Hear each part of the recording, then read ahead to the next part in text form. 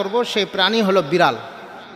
রসুল করিম সাল্লাল্লাহু আলাইহি ওয়াসাল্লাম বিড়াল লালন পালনের জন্য এবং বিড়াল পোষার জন্য অনেক ক্ষেত্রে রসুল করিম সাল্লাল্লাহু আলাইহি ওয়াসাল্লাম উৎসাহ দিয়েছেন এবং নিজেও রসুল করিম সাল্লাল্লাহু আলাইহি ওয়াসাল্লাম নিজেও বিড়াল পুষেছেন, হাদিসের দ্বারা কি আছে, প্রমাণিত আছে। এবং রসুল করিম সাল্লাল্লাহু আলাইহি ওয়াসাল্লাম বিড়ালকে খুব বেশি ভালোবাসতেন। কেমন ভালোবাসতেন এর একটা উদাহরণ দিলে আপনাদের কাছে স্পষ্ট হয়ে যাবে।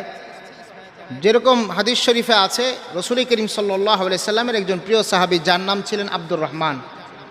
আল্লাহ রসুল সাল্লাল্লাহু আলাইহি ওয়াসাল্লাম দেখলেন একদিন একটা বিড়াল ছানা নিয়ে সে খেলতেছিল।